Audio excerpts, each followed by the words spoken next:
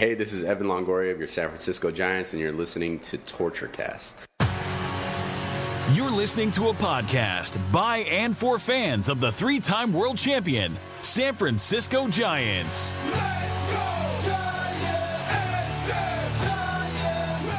With hosts Chad King and Eric Nathanson. This is TortureCast.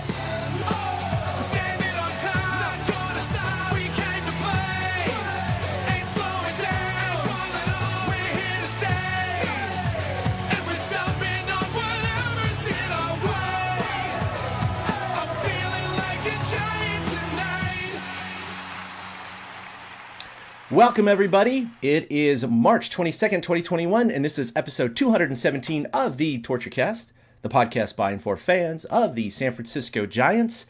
We are coming to you live on Facebook like we've been doing for the last 3 weeks, and I think it's something that we're going to continue for the foreseeable future. It's nice to keep Eric and I honest on schedule, and I think it's good if we start this regular schedule to get people who want to view it live, listen live. They can do so every Monday afternoon around 12:15 Pacific time. Of course, you can catch our audio podcast at any time on your favorite podcast feed or torchcast.com. And of course, you can view this video anytime you want at 3 in the morning if you're bored, I guess. But joining me today, of course, as always, wearing his Vegas Golden Knights shirt today. Golden Knights! It's Eric Nathanson. What's up, man? Looks like Las Vegas sports are starting to permeate your wardrobe. What's going on? Hey, Chad, I'll wear anything that the casino gives away for free. They get enough of my money. So when that happens and they're giving away things like Golden Knights gear, I'm totally going to jump on it. That is more what really happens. I didn't watch any of the Knights. I don't ever watch any of the Knights games. I'll root them on in the playoffs, but forget about it. Hockey's not my thing. I'm just happy spring is here. Spring. It's like we're right around the corner. Next week. Can you believe it? Next week, we have real baseball to talk about. But yeah, we're here 10 days until opening day, man. It's going to be April 1st. And this will be our last kind of spring training podcast. I know that next week we'll be doing our season preview, which we typically do. We throw out our predictions for the year, have fun with all that stuff. But right now, the Giants are sitting at 8-9 with a handful of ties this spring. Things are looking okay. I mean, there's nothing out there that really has too much cause for concern, except perhaps, some pitching injuries, a couple things with Belt, what have you. But before we get into the meat of this, I mean, what do you feel? How do you feel about the team so far? I mean, you feel generally positive, kind of what you expected? Any major concerns? I'm way more optimistic than I anticipated. I really am. I started this this spring training, I should say, saying, okay, there's a definitive Dodgers, Padres, and then the Giants are like, they're third, but there's a big drop. And now, after looking at what's going on this spring, I think the Giants are closer to the Padres than I thought.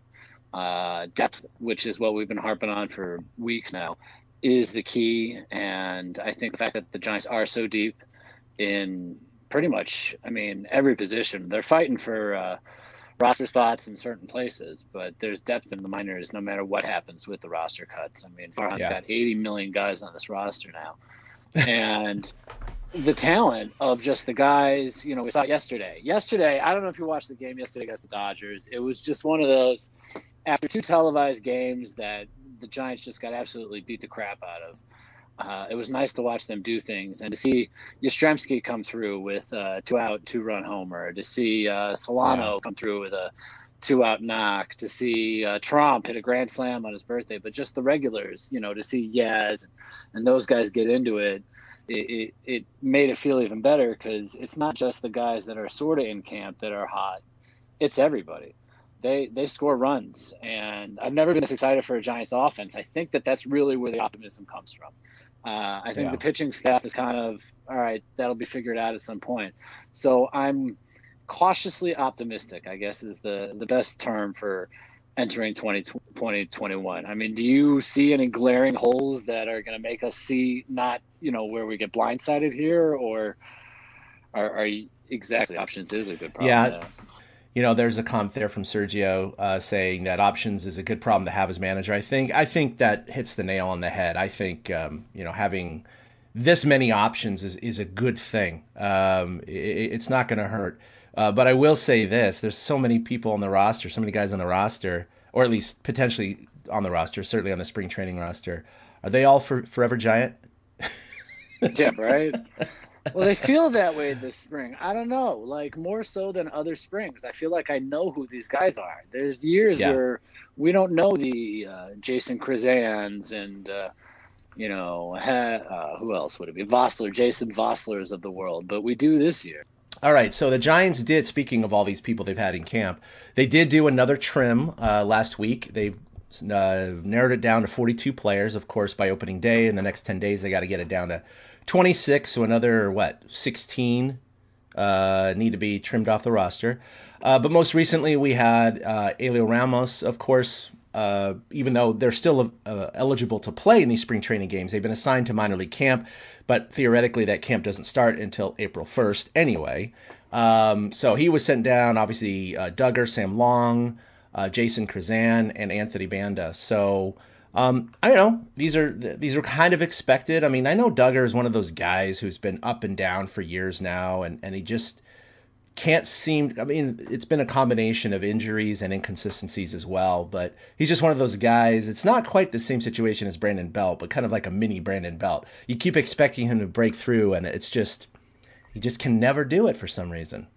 I mean, the fact that he's been reassigned already, I mean, we were talking last week, banding about, I mean, is he the fifth outfielder? But that question's been answered. He's definitely not the fifth outfielder anymore. But, Yeah. I mean, that doesn't mean we won't see Duggar at the major league level. Like I was just saying, depth. And people are going to get hurt. There's going to be injuries at times. And so they're going to need to fill a role. Ramos, we knew. The Sam Long one is the one that interests me the most. I think that he'll be back at the big club. Like I said, they've talked about stretching him out to be a starter. So who knows how they're going to treat that. And poor Jason Krizan, though, I read today he's like 31 years old. He's been in the minors. He's had like 1,000 at bats in the minors.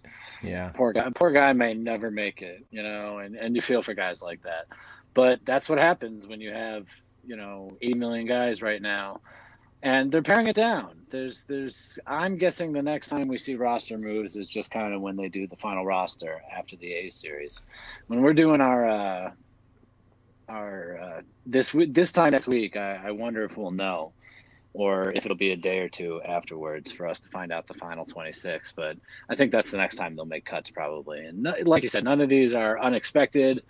The Duggar one just closes the door on him making the opening day roster. Other than that, nothing really affects anything in the whole general long-term plan.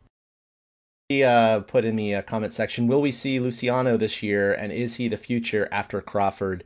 No, I don't think we're going to see him this year. I think he's just a little too young for the Giants are right now. They certainly have very high hopes for him, and he's definitely impressed for some of this spring. But, he's young, and he's got a lot of holes in his swing at this point. So it's one of those things you don't want to bring up guys too early.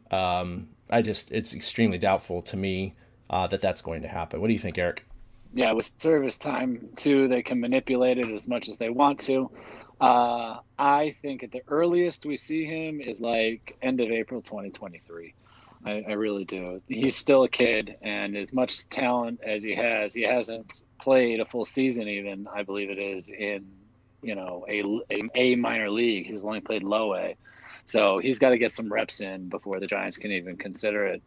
That losing that minor league season last year was a killer. It really was. Yeah. And guys like Luciano are probably the ones that are going to get hurt the most. But that's what's going to screw up the service time thing, because teams are going to be forced to try to play with that number at the same time that a guy may be a year behind the development that they wanted. And so, do you rush him up and force him to the big leagues if you don't think he's ready? And I don't think that's the answer. So I think probably April 2023, if not September 2022, will be the earliest we see Luciano. I think Crawford is the type of guy that could re-sign with the Giants for 1 year, depending on which direction they're going after this season. So, I think that Crawford, Posey, Belt, and who's the other? Cueto. I think they're all candidates to re-sign at the end of the year. So yeah, no, I agree. Depending on which direction the Giants go. So I don't think that they're ready to pull up the young guns in that respect. Got it. All right, so let's check in on some of these guys that we've been talking about for the last couple of weeks. And man, Evan Longo has been crushing the ball as of late for the spring. 8 for 19, that's a 474 clip, 4 bombs and 10 RBI. He's got a little bit of a foot issue, but like Gabe Kapler said, I listened to this morning's Murph and Mac, and I'll play a little audio of that later as he reviews the starters. But he said, yeah, he should be fine. He's letting him hit. He's a veteran. He knows how to play third base. He doesn't need his reps there if his foot's hurting. So that's okay. It also gives some of the younger guys a chance. Elio Ramos, of course, we talked about hitting with 3 home runs, 6 RBIs this spring. Yaz hit one yesterday. He's got 2 home runs for the spring. He's only got 8 at-bats so far in the spring, so nothing to shake a stick at. Austin Slater hitting 375 with a bomb and 4 ribbies. Jake McGee's looked very impressive, missing a lot of bats, 7 Ks over 5 innings of scoreless pitching. And then Logan Webb working on his new changeup that the Giants really want him to work on. 6 innings pitched, only 2 hits, and no runs.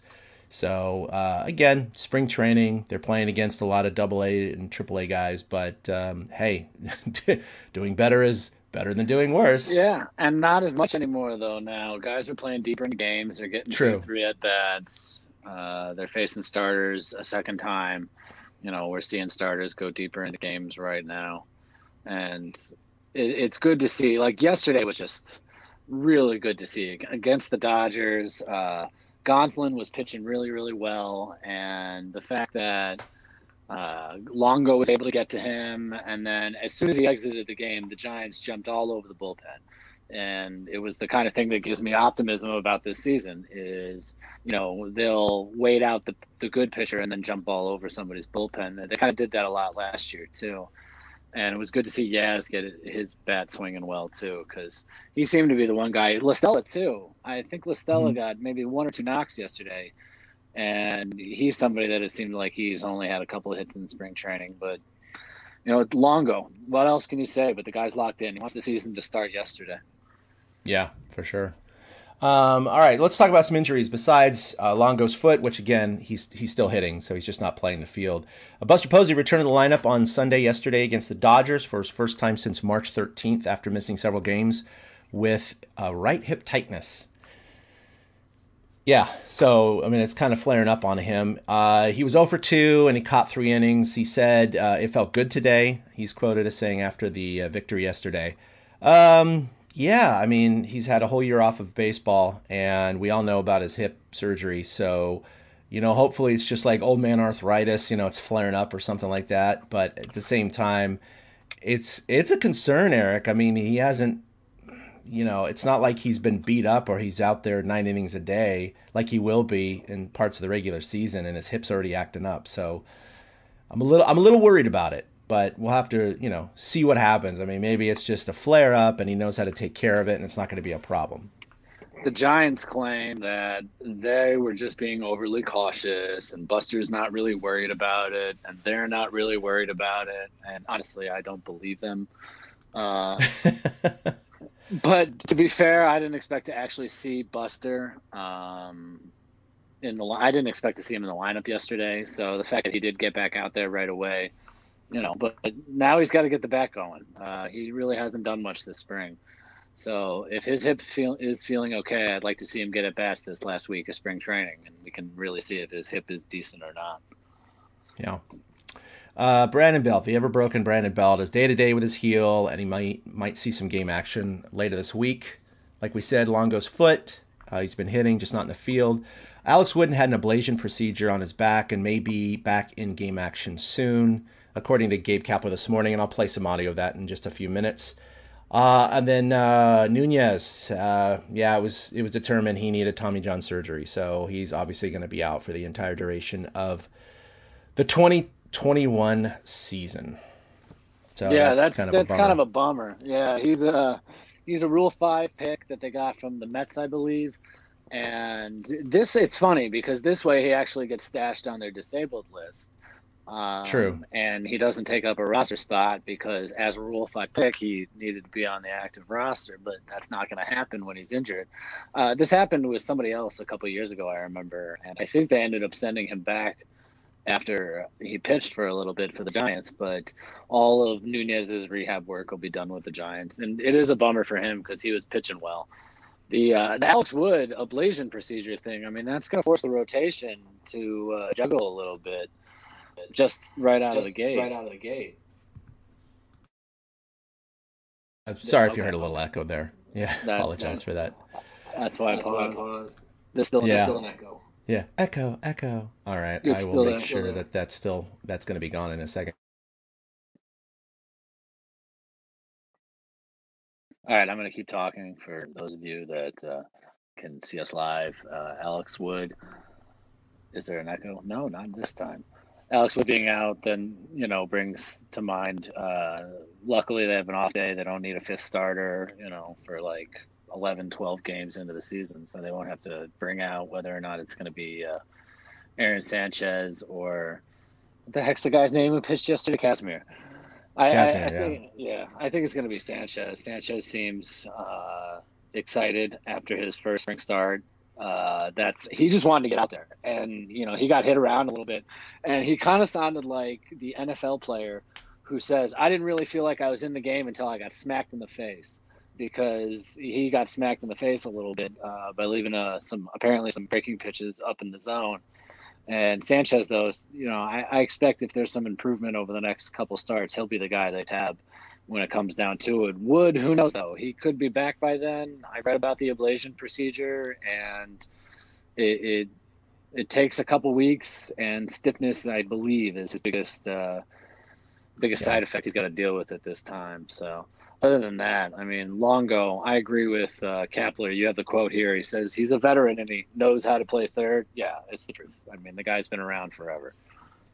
Yeah, speaking of Gabe Kapler, I'm going to go ahead and play a minute or two of his interview this morning with Murph and Mac. I think it was kind of enlightening in terms of him being asked the question, what does the rotation look like? And he said, hey, let me just take it starter by starter or potential, starter by starter. So I'm going to go ahead and share that audio right now. Let me bring it up here and hit play. Rest of the rotation, questions about Alex Wood and his spine. That's not always a great topic, right? Kevin DeSclafani and his emergence, and of course Logan Webb. I mean, how are we looking at? I know there's off days at the first couple weeks. So are you guys at the point where you're saying, listen, we have days to work with. We don't need to have a full rotation. Or would you like to announce a rotation before opening day?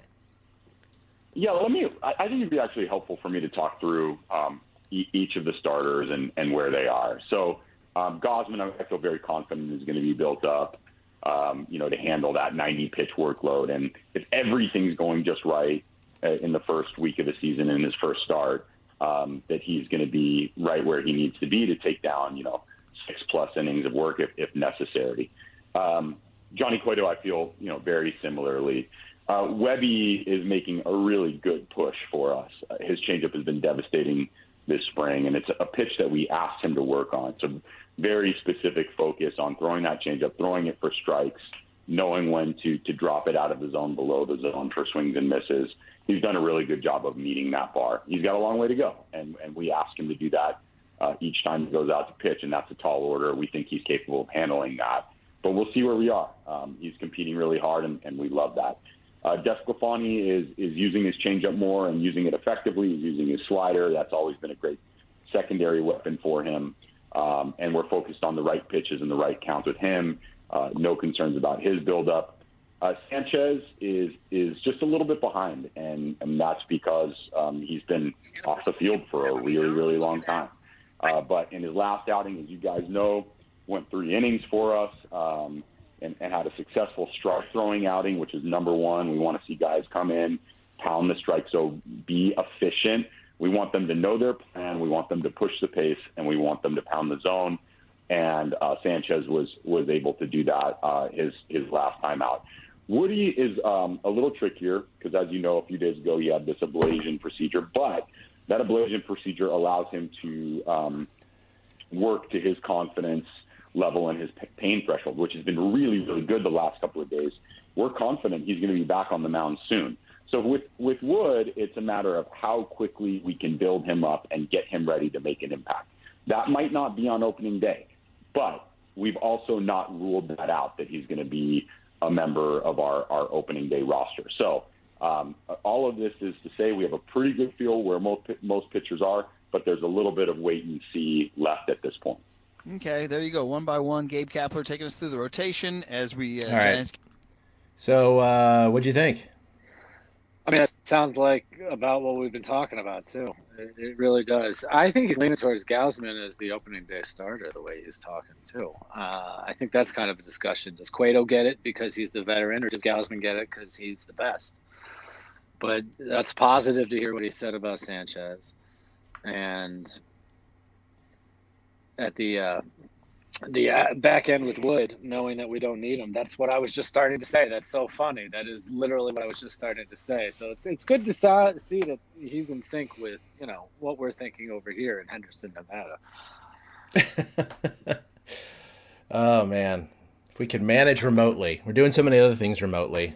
Yeah, It'd be right. funny if that ever becomes a thing, with technology. Gabe Kapler's out with COVID. He's going to manage from his house. That'd be pretty sweet. I mean, think about the fact that Kruk and Kipe still haven't even seen Kapler face to face because they did last year, I'm sure, but did they? I mean, I know they broadcast games from the stadium. I don't think they did last year at all because they didn't even start the season until June or July or whatever it was. And everyone was prohibited. I mean, okay, maybe they saw him in spring training because remember there was like a normal beginning of spring training last year. But once everything got shut down, no, I mean, there was all these protocols. So like when I get my media pass last year, I went to 5 games. You're in different tiers. They have, I don't know, 3 or 4 different tiers. I can't remember. And certain members of the ball club can interact with the players. Of course, that's going to be trainers and specific staff on the coaching side of things. But even when you get to their PR people, people who would grab him by the arm and say, oh, you got an interview over here. You got a Matt Chisholm or something like that. Even they weren't interacting with the players. They were one level removed. And then media were 2 or 3 levels removed. And so that's why we couldn't, even go on the field to watch batting practice. I mean, we had to stay, in the press box or approved corridors and hallways. And obviously all interviews are done via Zoom and what have you. And what I've heard is it's exactly what's going to happen this year. My question is, once I think a lot, it's going to be funny because a lot of the media is going to be vaccinated here in the next month or two because some of the media is older or has, certain health conditions that qualify them. But even that said, even the baseball players at this point, if supplies are forecast to still be good enough by the end of May, beginning of June, I would presume that even most teams are going to have their players vaccinated in the middle of the summer. And so that begs the question, if everybody's vaccinated, are they going to allow media to interact again with the players, or are they just going to say, no, 2021 is just going to be another, remote year, I'd say, for everyone. So it'll be interesting to see because I plan on obviously covering a few games this year. And now, fans can obviously attend at Oracle. At least it looks like it's going to happen to a certain extent. Well, the thing about it is ball clubs like how they are controlling the information right now. And ball clubs also know that sometimes media members can become a mouthpiece for players. And right now they don't have that mouthpiece, but we also don't find the hidden gem stories. And that's the thing is there's no reporter for a guy to sound off to now, but I think it's still happening. I mean, Russell Wilson's a great example of that. It's still happening.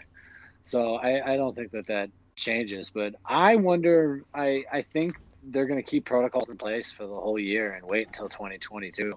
That's just my shot in the dark guess because I think MLB and the Giants and every other team in baseball likes the fact that they are semi in control right now of the situation, that you can only talk to the players for a certain amount of time on this one Zoom thing. And it makes it easier for them. And I don't think the players are complaining as much either. I mean, the media is not always the player's friend as much as I just mentioned instances where it is. Yeah, I was going to say, I'd say, if you're a player, this is fine. I don't have to go face to face with these guys ever again. I just have to sit down in front of a camera and answer a few questions. I think that's all right. All right, so we're going to get into something that Eric proposed, obviously, a few weeks ago. We've been covering our top 5 of X once a week here in spring training. Last week, we did our top 5 infielders for the San Francisco Giants kind of during our lifetime. And these are our personal favorites. It doesn't mean that they're the top 5 infielders statistically of all time, or the top 5 at Oracle, or the top 5 in the last 30 years. It's the top 5 that we designate. Eric's list, my list, and it could be for whatever reason that we deem righteous.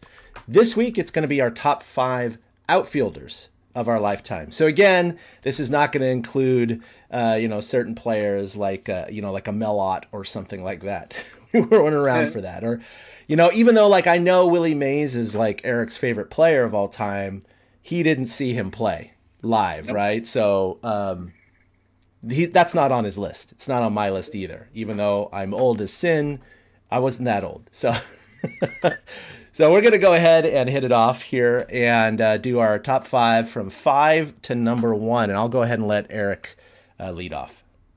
Ironically. I didn't mean, I just saw your list and I was like, hey, lead off. There you go. And this man does lead off. And it's funny because Angel Pagan is my 5th favorite Giants outfielder. And I'm going to warn y'all right now, my list skews towards the more present day. And that is because I didn't have MLB TV until, the last 10 years or so. I didn't have access to watching these guys on a daily basis. I wanted to throw certain guys that are on Chad's list on my list, but I just couldn't bring myself to do it because I didn't really watch them play. And it wasn't like Robbie Thompson from last week, who was just the guy I fell in love with. There was no outfielder that I fell in love with back in the day, so I couldn't do that. So I skew newer, which is why Angel Pagan is my leadoff guy. Angel was with the Giants from 2012 to 2016. He originally came over in a trade for Ramon Ramirez and Andres Torres. And Andres eventually came back to the Giants. So that worked out twofold for them. My biggest reasons for loving Angel Pagan is, number one, he didn't care. He didn't care at all about anything. He also cared about himself a little too much. And I'm always reminded of your story when you were covering them one time and he kind of sidled up to you in the outfield. And I'll let you tell that if you when I get to the end of Angel. He had so many memorable. He had the inside the park home run. He tackled the fan. He was the leadoff guy on the 2012 World Series team. 2014, he was injured, but he was just one of those guys that had exciting plays during the past few years, and you just kind of you fall in love with those guys. And even though Angel was a me first guy, he totally was 100% a me first guy. It fit in that clubhouse. And it fit in that clubhouse in a way that it might not have fit in other winning clubhouses. So if, Angel Pagan had been on, say, the Astros when they were crappy, he might have been run right out of town. But when the Giants were good, and even though Angel was a bit of a me first kind of guy, he still totally fit in with them. And that's why Angel's number 5 on my list. I loved Angel. I would get such a kick hanging out with Angel sometime. I think it would be hilarious, because he seems like the kind of guy that would never want the good time to end. So as long as it's, you keep making the night about him, and I hate to go back to the selfishness, but you keep making the night about him, I'm sure he'd keep going. No doubt about that. Yeah, Angel was an interesting fellow. He actually was close to my list. He's definitely an honorable mention. And I know he wasn't with the Giants for a terribly long time, but I think we remember a lot of these outfielders and infielders, particularly, not to mention pitchers, the whole team, because of their championship years. I mean, it's just one of those things where I know I have a couple guys on my list that never won championships, of course, and may have only been with the team for 4 or 5 years, but made impacts when I was a kid or a teenager. And so they're very memorable and favorites of mine growing up. But Angel Pagan was always fun. He'd always walk by and throw a joke at you, or just come up to you and start chatting just randomly about life. He just was a real talkative chatterbox, and I could imagine, he got on probably some players' nerves at times, and other times didn't. But that's what I liked about him. He kind of was just real. You know what I mean? He didn't. Yep. There was no pretense to his personality or his attitude or how he interacted with the media or fans or other players. He was real. He was raw. He was genuine, and so. I think that translated into his play. You saw it out on the field most of the time. And so, yeah, that's a really respectful choice. He's definitely up there on my list. This is fun. We got some, listeners obviously, commenting in. Chris, of course, our friend Chris has his list here. Darren Lewis, Hunter Pence, Angel Pagan, which you just mentioned, Yaz, and then some guy named Bonds. Gee, why is he on that list? Get off my list, Chris. I know, right? I know, it's a spoiler. Well, I'll say a couple others later as we go through my list, or both lists. All right, so my number 5 is Chili Davis. Now, he wasn't with the Giants for a tremendously long amount of time, but he did play 874 games with the Giants. He ended up hitting 267 with 101 home runs and 418 RBI. So that's nothing to sneeze at. That's a big contribution to the Giants in the mid to late 80s. His on-base percentage was 340, which is, it's respectable. That's not bad. And obviously, back in the day when they actually used to steal bases, he ended up stealing 95 with the Giants, which is more than most Giants will steal in their entire career. So true story.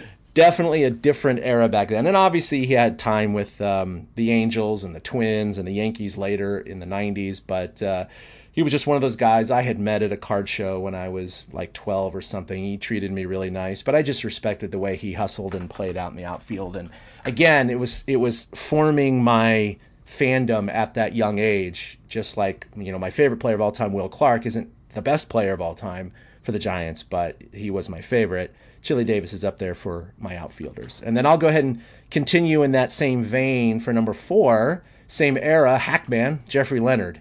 And he was a lot of fun. Obviously, he kind of tended to piss some people off as well with his one flap down and taking a slow trot. But as I bring up my screen to share here, we can look at a couple of his highlights. This one in particular from the 1987 NLCS.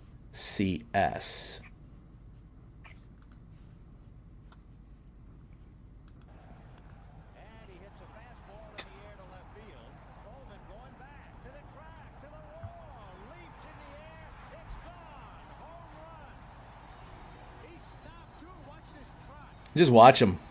Look at that. Such a slow trot. He's so slow, man. He's just like, I'm going to enjoy this. But by the way, this was his 4th game in a row in which he homered. So, look at that. Just walking across home plate. Here's slapping fives with Kevin Mitchell and Will Clark. He's moving like an old man, and he's not. Yeah, he is. Of course, anyone wearing 00 or 0 is already kind of look at me kind of thing.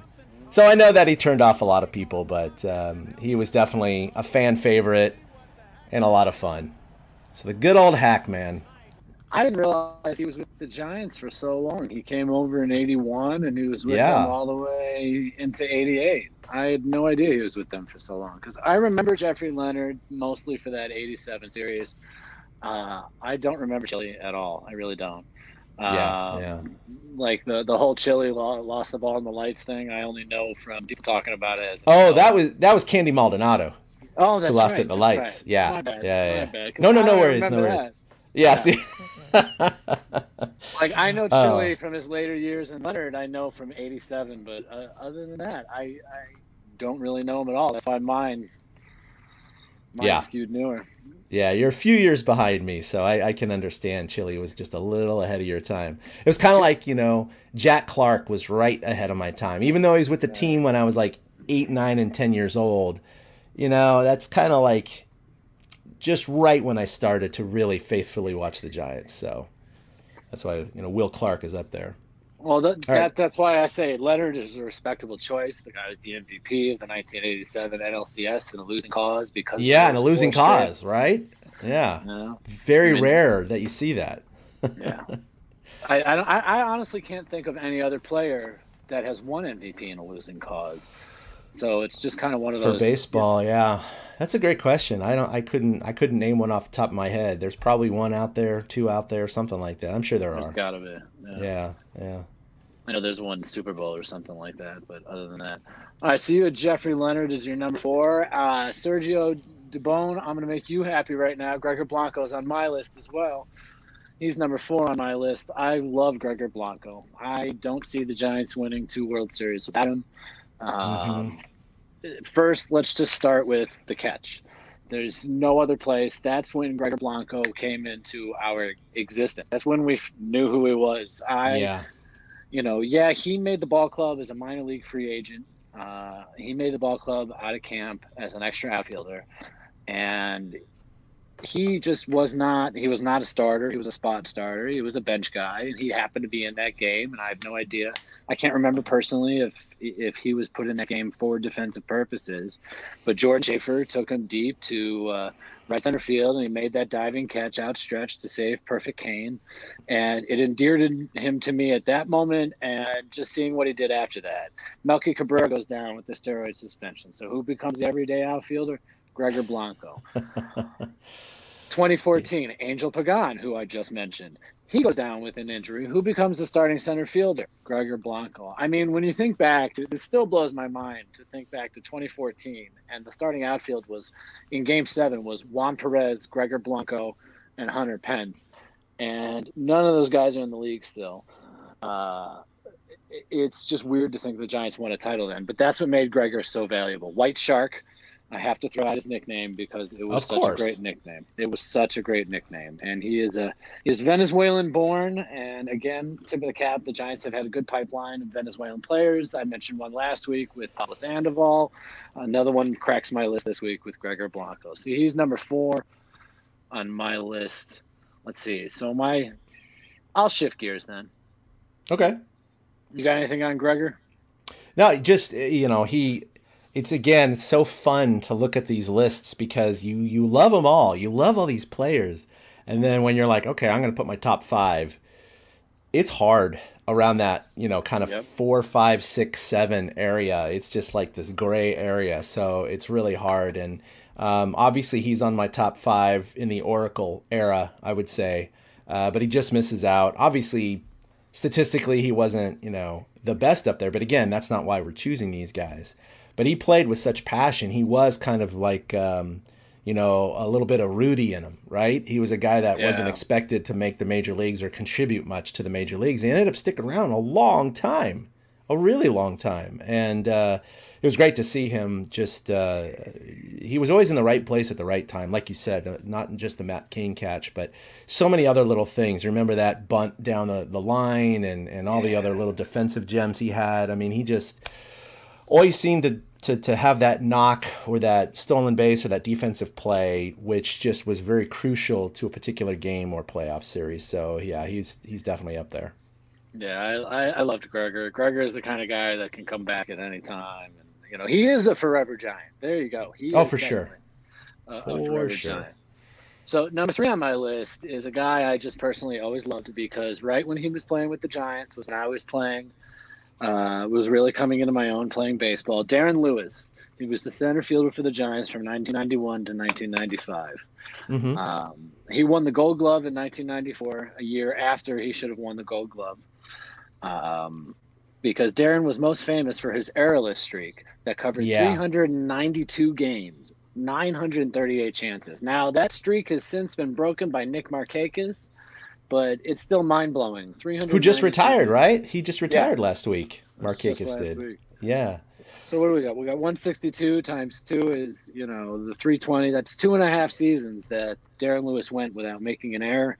And that was kind of why. I was a center fielder in my early teen years, and I wanted to be as good in the outfield as Darren Lewis. And he was loved so much by Dusty Baker that Darren Baker is named for Darren Lewis.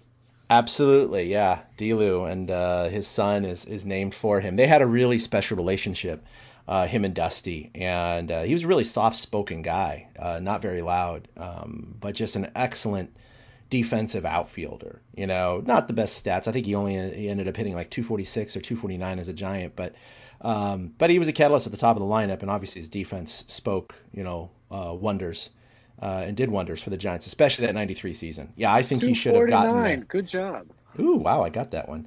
But yeah, he should have gotten the Gold Glove in 93. I think 94, I mean, he was good in 94, don't get me wrong, but I think the writers are like, okay, he definitely deserves it now because maybe he should have had it in 93. But 392 errorless games. I mean, I was primarily an infielder, so that's a little bit different.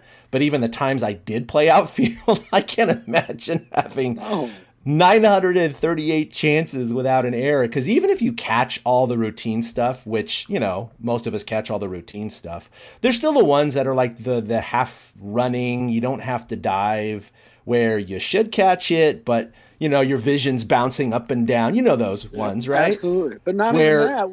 And then, those would go off a glove once in a while. But the biggest one, like you said, is throwing, right? You get that single to left field or center field, and a guy's, running first to third, and you're throwing, and you just sail it over the cutoff man, or super wide of third or second, and, they get the extra base, and then you get charge of the air. I mean, to basically not have that happen in 2+ seasons is just incredible. Absolutely incredible. I've literally airmailed an entire backstop from center field before. So, it can happen. Sometimes your release point is all the way, where's the shot? All the way back here when you mean for it to be up here. Yeah. And you just airmail it. And to think that he didn't even do that. And D. Lou was a Berkeley kid. So and same with Dusty's son, right? So yep. So there was all those connections. So Darren Lewis, definitely, he made my list as number 3 because I always, you talk about defense. You want to be better defensively. Hitting, we all want to be better at all the time. But, you want to be good defensively, especially when you're a light hitting hitter like I was. So Darren Lewis, I was a top of the order kind of guy too, though. Yeah. So, I really tried to, I don't want to say model my game after him at a certain point, but I wanted to be as good as him. So that's why he made my list. All right, my number 3 of all time is your 1989 National League MVP. And let's go ahead and take a look at just one highlight from Kevin Mitchell's career. Here we go. This is 1989 NLCS Game 1. The theory of how to hit, as proposed by Kevin Mitchell. You go up to swing the bat, only the mailman walks. Oh boy, was that an error by Salazar? What kind of an error? A 3-run home run error. And it is suddenly 11-3 San Francisco. Only the mailman walks. I know, only the mailman. I had totally forgotten that quote. When I saw this clip, I was laughing hysterically. That's what I'm doing. Look at Out onto Waveland there. Yep. That was a fun game, wasn't it? Oh my lord. I just watched this game in the last year. Oh, did you? Yeah. Yeah. Look at that, Clark Mitchell Thompson. I mean, just like, all these memories coming back from my high school days. Did it get all the way out there? Yeah, it did. Yeah, it did. Over the buses. Yeah, that's pretty cool. I love that.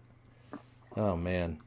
Kevin Mitchell, I don't have a bunch of stats sitting here because I think a lot of us know what he did. Definitely one of the half of the Pacific Stock Exchange with Will Clark, but he, again, wasn't with the Giants for a very, very long time. He had a lot of his career with the Padres and the Mets. But his short time with the Giants, he really, really did him wonders, especially that 1989 season, in which Will Clark may have won the MVP if it wasn't for Mitchell himself. Clark had an incredible year. I think did he finish second or third? Maybe it was third. He finished the NL MVP voting. But point being, that was obviously the dynamic duo that powered him to the World Series in 1990. He was number 2. Okay. So, yeah, he would have won it without Mitchell being in front of him. But, another guy, a solid power hitter, okay defense, but obviously you're going to remember him for that barehanded catch down the left field line. I believe it was in St. Louis at Busch Stadium, which is still played to this day on, modern highlight reels, which is just incredible. Catching a freaking major league deep fly ball with your bare hand. And they're like, yeah, that didn't hurt. This is like, what? I remember my dad, when we saw that, I remember my dad saying out loud, he's like, yeah, Willie used to do stuff like that all the time. Like, he totally poo-pooed it like Kevin Mitchell did. Like, it was no big deal.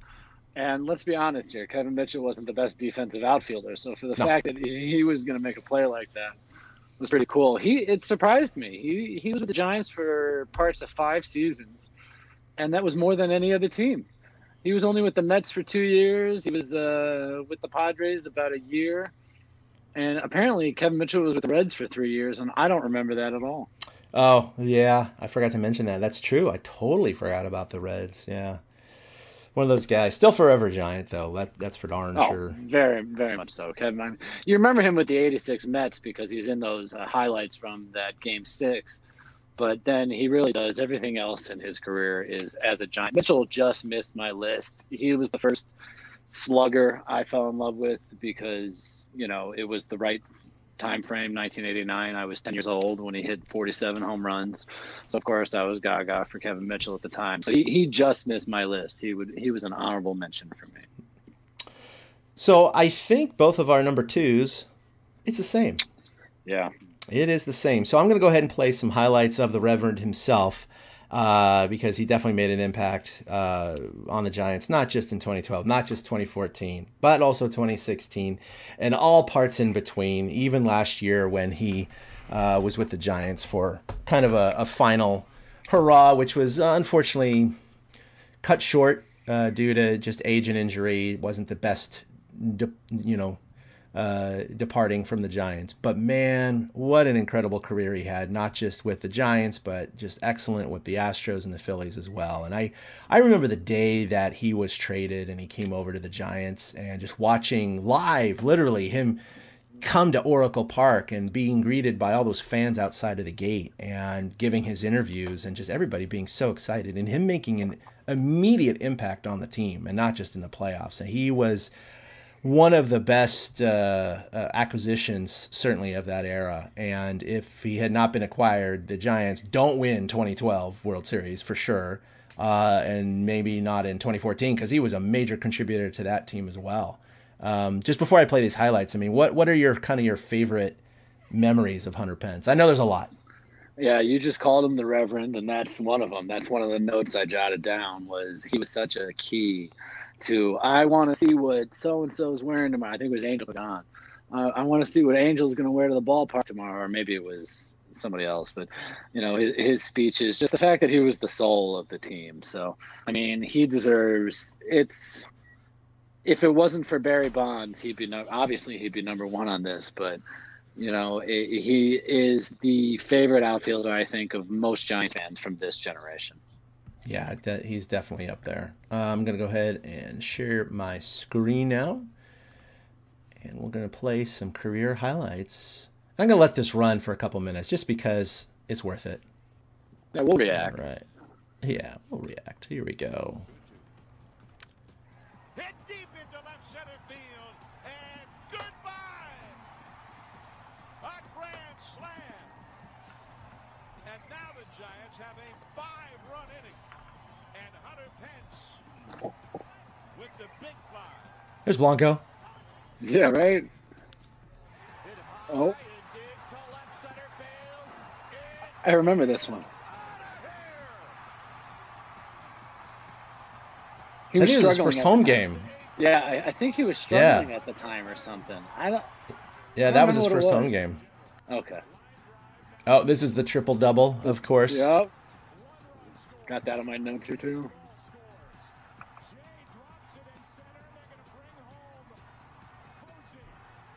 Buster lumbering around the corner. Show the replay. Oh. This was off the bricks. Unbelievable. A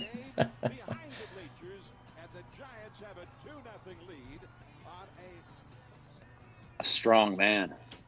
Uh-huh. And that's the other thing. You can't forget his defense. He wasn't the best right fielder out there, but he was good. I can't figure out who this pitcher is. You know what? That's a great question. Oh, remember this? Timmy's no.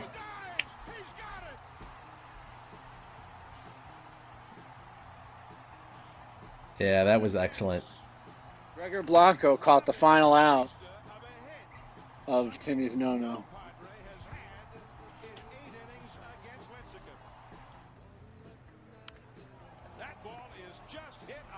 Seriously. Way back there. Upper deck. Goodbye. Hunter Pence with one of the most spectacular home runs we've seen. I mean, he just, when he connected, he connected. Yeah. I mean, look at our comments are popping. So look at how he Yeah. connected with the fans too. That's what makes us, the fan podcast by and for fans, because this is the connection. Look at that. They all score LAL score. Oh, of course. against the L. Yep. I couldn't remember what series this was. Yeah, the Washington series.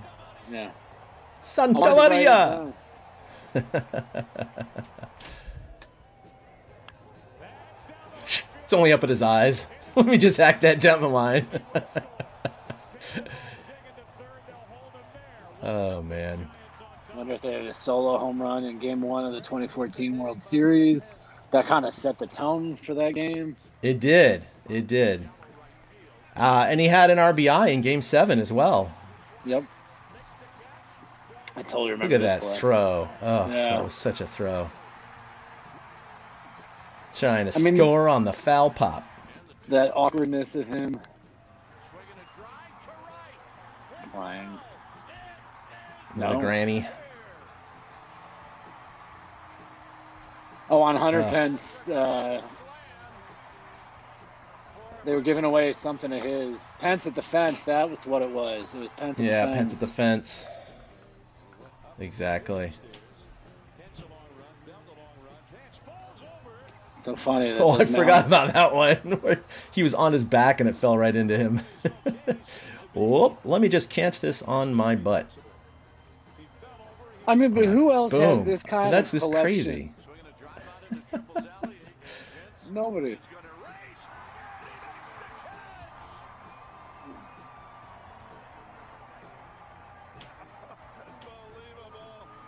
I agree. In 2014, Pence had a chance to be the MVP of that World Series. Yeah, for sure.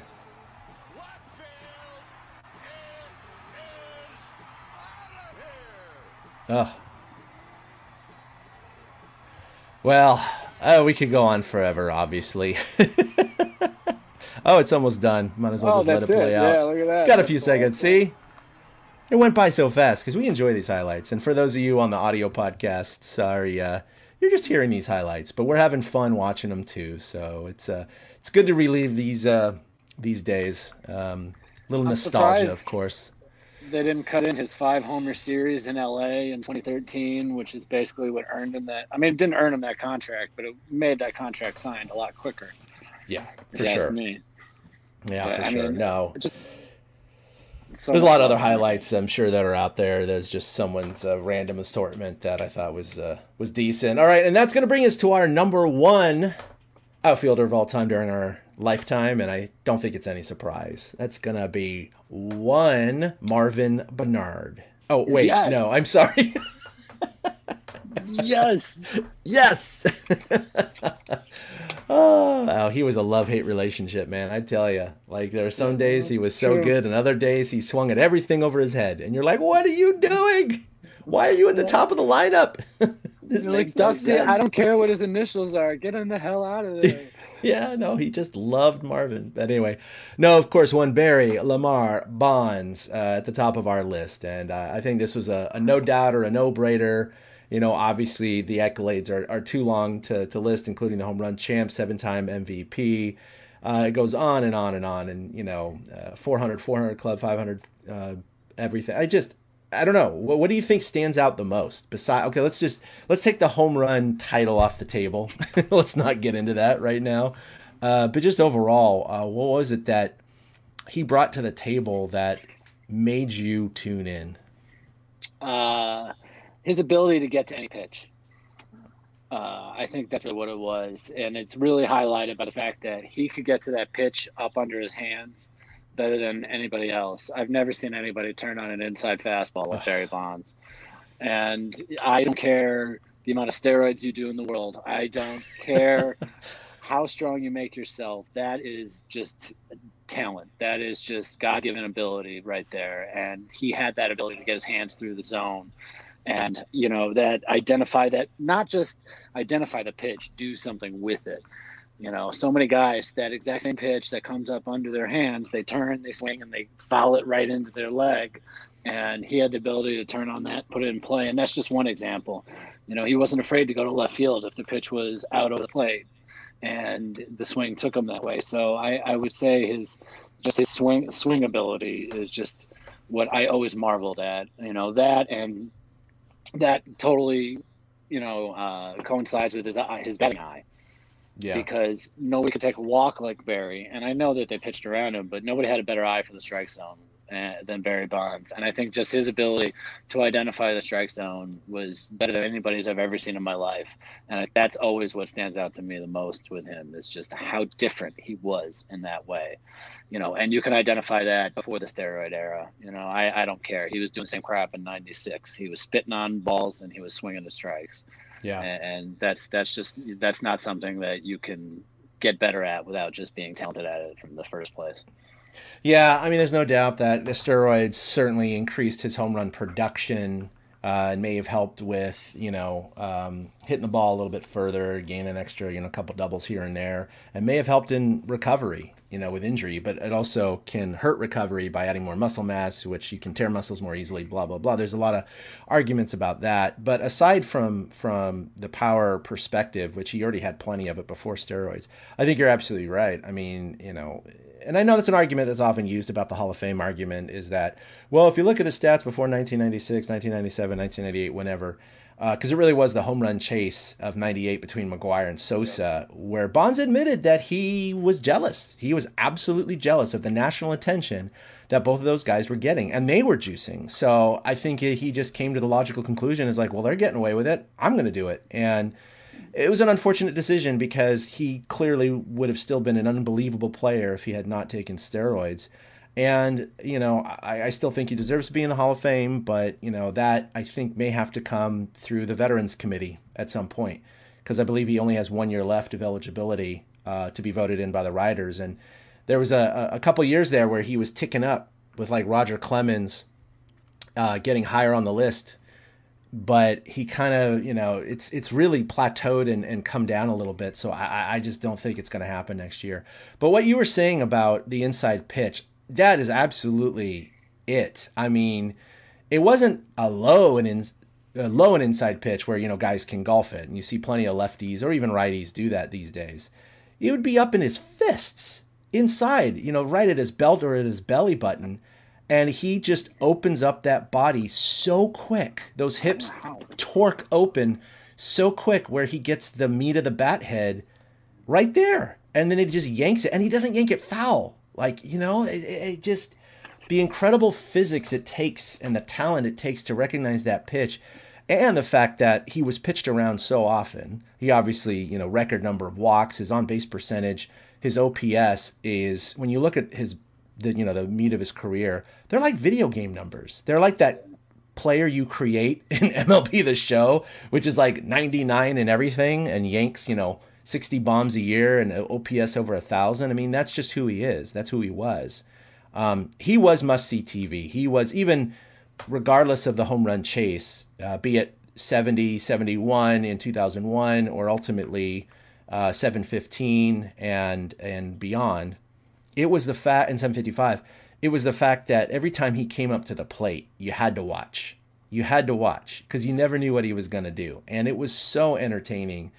And, I've already mentioned it before. I was there for, 73 against Russ Springer and the Dodgers, was there for 600, for 500, and for numerous other home runs. I can't remember what numbers they were.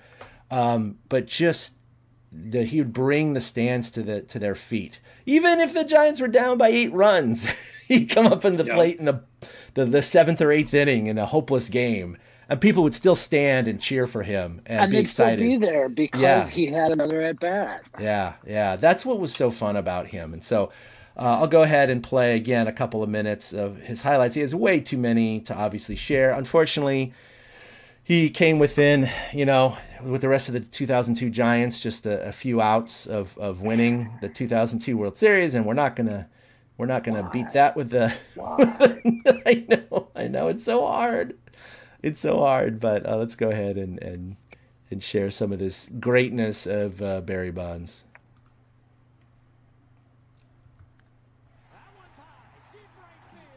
I think he spins on this one.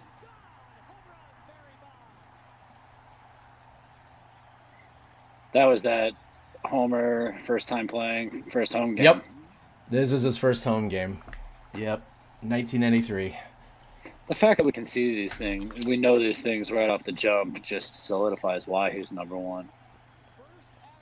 I mean, he's Barry friggin' Bonds. His first at bat too. Look at that. I forgot that. I knew it was his first game, but that was his first at bat. Wow. Here comes the spin. I thought he spun here. Oh, there is the one he spun. Was that like on number 400 or 500? I can't remember. It might be. I swear it was against the Marlins. That's why. I mean, he's done it more than that. It's just on one of his milestone home runs. I remember he did do it. Yeah. Which was fine. There you go. Yeah, sorry about that. I put the volume up for our audio podcast listeners. Probably didn't do that with 100 pence, but that's okay. Than it was last year. That ball is drilled to deep right, and that could be number 400. It is. He's done it. He has become the first man in the history of the game to hit as many as 400 home runs and steal as many as 400 bases. It's a brand new category, and Barry Bonds is the only member. Take a look. He's a Hall of Famer. Apparently not, Joe Angel. That's fantastic. I know. Take a look. He's a Hall of Famer. Yeah, maybe not, unfortunately. He is to us. Deep to right field. Oh, Dad, I love that swing. To McCovey Cove, number 500. It's into the water. Unbelievable. Bonds has hit the historic 500th homer, the 17th man in history. He joins his godfather, Willie Mays. He joins Willie McCovey and Merlot, the fourth Giant to do it. And in so doing, he has put the Giants ahead of the... He hit 586 home runs while with the Giants. So Isn't he that would have amazing? hit that just with the Giants. That's Just with the Giants. Unbelievable. Yeah. Excluding his Pittsburgh days, yeah. Right? Brooks, Bonds was good. Yeah, he's all right. Yeah, he was okay. He's okay. Oh, man. All right, a couple more here. We don't need to see him hugging his dad and stuff. I thought that was his dad at third. Yeah. All right, there's so much we could go through there. It's just, what a career. I mean, remember the homer he hit in the aforementioned 2002 World Series where Troy Gloss, we could see him mouth the furthest ball I've That's ever the seen furthest hit. ball I've ever seen hit. Yeah, you could see him just mouth that. that was I'll never that was forget just that. crushed. So, it's one of those things where when we were all watching him either live in the park or live on TV, you knew he was the greatest Giant that you'd ever seen with your own eyes. I know some of the, my dad saw Willie Mays, so he would say Willie Mays, and that's understandable. But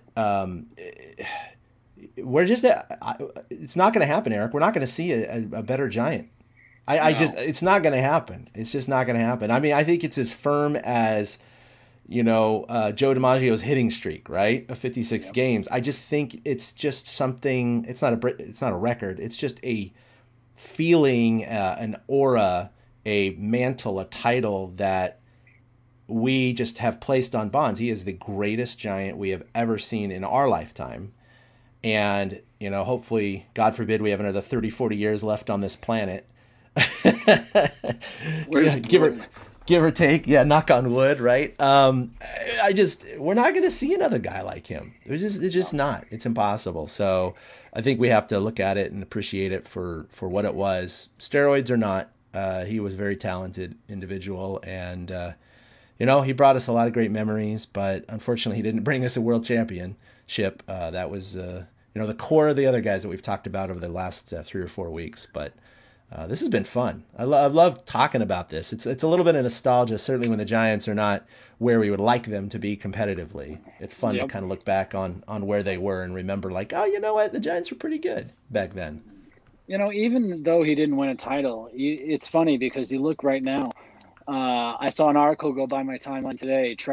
Harper is entering his 10th year. Can he win a playoff series finally? These are Yeah. the questions we were getting about Bonds back in the day, because he was on that Pirates team that lost 3 straight NLCSs, Mm-hmm. and he didn't hit over 250 in the playoffs until that third one in 1992 before he came over to the Giants. And so, I mean, these are the things, though. The fact that I remember this off the top of my head, there's no other player with these kind of stats and reputation. You know, he played his part perfectly. He was the star for our team, and he was the villain against the other teams. And let me tell you, somebody who was at Wrigley a ton watching him play, they freaking hated him. Oh, did they hate him? Yeah. I literally had quarters thrown at me because I was wearing a Barry Bonds jersey and cheering Oh, a Barry yeah. Bonds home run. So come on, like, they hated him, and that's just the mark of somebody who's fantastic. You don't hate the mediocre guy; you hate the superstar that kills you, and that's what he did, and that's why I agree with you. Nobody will ever be as great of a Giant in our lifetime as Barry Bonds. He's the best Giant we've ever seen, and he's the best Giant we ever will see. Absolutely. Well said, Eric. All right, so we're going to wrap up episode 217, but I have an assignment for our listeners should they want to partake in it. It'd be fun. Maybe I'll set up a little Google spreadsheet for this as well, or just a form, I should say, so you guys can't change your answers. But I'd love, we've done this in years past. We've gotten predictions from our listeners on what you think the Giants' win total will be this year. And it looks like, hopefully, cross our fingers as we're entering the end of this long tunnel of COVID, that we should and probably will have a full 162 game season this year. So we want to hear your predictions on how the Giants are going to do, because next Monday we're going to have our annual season preview episode, and I'm trying to get a couple of guests as well, which are not confirmed yet, but we'll hopefully have them on. But regardless, we want to go ahead and share our predictions for how the Giants are going to do this year, and we'd love to hear yours. So nothing is too crazy for our podcast. If you think they're going to win 162 games, let us know, and let us know why. We want to hear those those That's wild the key right there. listener give me theories. the Yeah, and why. why would you think that a team could go perfect in a particular year? But yeah, and that'll be fun. So obviously we stream this live on Facebook. So for those of you listening on audio, we'll be doing this again next Monday afternoon. At least we should be, barring any changes. You can catch us on audio at any of your favorite audio podcast catchers. You can get both formats online at torturecast.com. Social media, you can like us on Facebook, follow us collectively at Torturecast on Twitter. You can also follow us individually at ChadK21 and at 2OutHits. That's with the number 2 for Eric. So as we kind of head into this last week, we have 10 days till opening day, but 7 days, a week till our season preview. You got anything you want to share, or any nuggets of wisdom there? Any golden night nuggets? Yeah. Yeah, so they went after they beat the Sharks twice last week. They went out Yeah, I and grabbed know. the bet against the Kings. So that's Sorry, Bay Area fans. Yeah. yeah, not really though. Not really at all. I don't know. I like being the bad guy when it comes to that stuff. No, I mean we've seen Buster. Buster's my only real concern right now. Yeah. I want to see if Buster's hip is healthy, and he needs to start hitting. There's only so much of this weak ground balls to the right side, weak pop-ups that we can take. We got to see if he's got something. But other than that, you know, the team looks pretty set, and I hope that we have a roster to pour over a week from today. Yeah, for sure.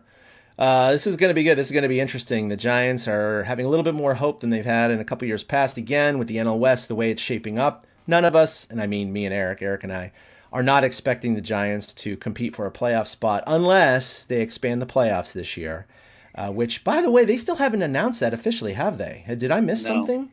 Yeah, and I know it happened right when the season was starting last year, or right before the season started. But last year was a weird season. It didn't start till, the end of June or whenever it was. Now we have more of a traditional starting date, and they still haven't announced exactly how the playoffs are going to work. I think that's incredibly weird. Like, why hasn't that happened? What do you think the holdup is? I haven't heard anything other than they're just talking. Yeah, I think that is the holdup. I don't think anything will change. I think it's going to be the regular 5 playoff teams, and the Giants are going to have to try to squeak their way in if they're going to want to get there this year. No, for sure, because the NL West is especially with both the Dodgers and the Padres, the Giants probably have zero hope of winning the West. As far as a wild card concerned, again, it's just 2 wild cards out of the National League most likely, and the Padres or Dodgers most likely will be that first or second wild card. So it's going to be a really tough uphill battle for the Giants this year. But that said, it looks like things are going to be a lot better in 2022 and 2023, barring a strike. Little CBA problems. Knock on wood again. But this is going to be a fun year regardless. Sometimes these years, kind of after the 2017 year, so it's been a few years of this, I'd get so anxious and high anxiety about the Giants making the playoffs and being in the playoffs and getting, my nails bitten down to their roots, just always worrying about how they're going to do in the playoffs. Now it's kind of more relaxed. It's like, well, let's just shoot for 500 and see what happens. Well, they haven't been 500 since 2016. So. Exactly. So it's been a rough few years, several years. So yeah, no high hopes. But also, the benchmark isn't set too high. So nope, not at all. All right, well, that's going to do it for episode 217 of the TortureCast. Thanks for tuning in, everybody. We really do appreciate it. We have some really good numbers on Facebook and our downloads and everything like that. I think people are getting excited for the season as we approach closer to opening day. So for Eric, this is Chad signing off, and we'll see you next week for our season preview in episode 218. Until then, stay safe and take care. Boom. A big thank you to everybody for listening to the TortureCast, the podcast by and for fans of the San Francisco Giants. Follow us on Twitter at TortureCast. You can also like us on Facebook or check out our blog at torturecast.com. I also want to say thank you to Ashcon and Bailey for letting us use their song Feeling Like a Giant for our intro. For Ben Lee and Chad King, my name is Willie Dills saying, we'll see you next time.